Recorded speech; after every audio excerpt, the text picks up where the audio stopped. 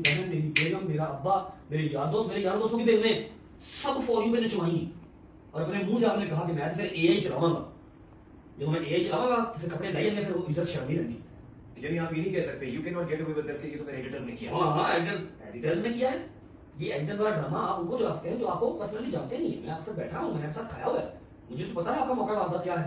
तो नाज़रीन, आपको क्या लेना देना जैसे कुछ लेना देना, मेरा भी लेना देना नहीं है जैसे, मैं जानता ही नहीं जैसे, ठीक है। लेकिन प्रूफ पर्पस है जहां पर दे रहे हैं मैं पहुंचा दूंगा इंशाल्लाह। दोस्तों, जैसा कि आप सबको मालूम है कि रजब भट्ट और उनकी बीवी ईमान के दरमियान काफी अरसे से मामलात बहुत संगीन चल रहे हैं। आए दिन कभी कोई वीडियो सामने आ जाती है तो कभी कोई वॉइस नोट वायरल हो जाता है। हाल ही में ईमान की वालदा का भी एक वॉइस नोट सामने आया जिसमें उन्होंने कहा कि उन्होंने अपनी बेटी को साफ कह दिया है कि अगर ससुराल वालों में से किसी की भी कॉल आए तो वो बात ना करे। उनका कहना था कि अगर बात करनी है तो बड़े आपस में बैठकर मसला हल करेंगे। मैंने ईमान को मना कर दिया, कोई मैसेज आए, कोई कॉल आए इनके घर के में से किसी की भी तो तुमने रिसीव नहीं करनी। अब ये बड़ों का नाम लिया ना तो फिर अब ये बड़ों से बात करें, मेरे साथ बात करें, भाई के साथ बात करें। फिर हम भी कहेंगे कि तुम भी अपने बड़े लेकर आओ। ये कि ताया चचा हैं, बाप की तो वैल्यू ही नहीं ना, वो तो जूते में के बराबर है, वो तो बेचारा, उसकी तो वैल्यू कोई नहीं है। तो चार चंद बड़े लेकर आए फिर ये भी हमारे घर। दूसरी तरफ ये मामला उस वक्त मजीद संगीन हो गया था जब कभी ईमान का भाई ओन रजब भट्ट की फैमिली के खिलाफ बयानात देता नजर आता था और कभी रजब भट्ट की तरफ से सख्त रद्द-ए-अमल सामने आते थे।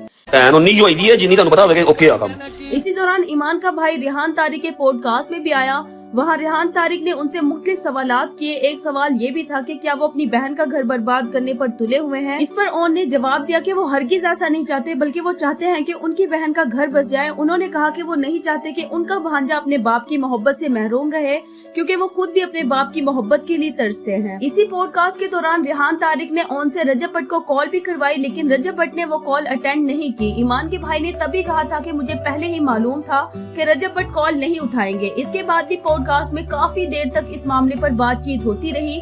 फिर रेहान तारिक ने पूछा कि वो उनके लिए क्या कर सकते हैं, तो ईमान के भाई ने कहा कि उनकी बस यही ख्वाहिश है कि उनकी बहन और रजब भट्ट के दरमियान जो इख्तिलाफात हैं वो खत्म हो जाए और दोनों की सुलह हो जाए ताकि ईमान दोबारा अपने घर चली जाए। इसी बात को पूरा करने के लिए रेहान तारिक खुद रजब भट्ट के घर पॉडकास्ट के लिए पहुंच गए और अपना पूरा सेटअप वहां लगाकर रजब भट्ट का पॉडकास्ट रिकॉर्ड किया। इस पर सोशल मीडिया पर लोगों ने काफी तनकीद भी की। कुछ लोगों ने कहा कि देखो रजब भट्ट की पावर, वो कहते थे कि वो किसी को पॉडकास्ट नहीं देंगे, इसीलिए अब रेहान तारिक खुद उनके घर पहुंच गए। यहाँ तक कि कुछ लोगों ने तो ये अफवाहें भी फैलाई कि शायद रजब भट्ट ने रेहान तारिक को खरीद लिया है। हालांकि इस बात की अभी तक कोई तस्दीक सामने नहीं आई। वैसे भी रेहान तारिक अक्सर अपने पॉडकास्ट में लोगों को एक्सपोज करते नजर आते हैं। बहुत से लोग उनके शो को पसंद करते हैं क्योंकि वो सच्चाई की बात करते हैं, लेकिन कुछ लोग ये भी कहते हैं कि वो मेहमानों को बुलाकर उन्हें सख्त सवालात के जरिए जलील करते हैं। अब सबकी नजरें इस पॉडकास्ट पर है जो रजब भट्ट और रेहान तारिक के दरमियान रिकॉर्ड हो चुका है और जल्द ही प्रीमियर होने वाला है। रेहान तारिक के मुताबिक ये पॉडकास्ट हफ्ते के दिन नशर होगा। पॉडकास्ट कब है?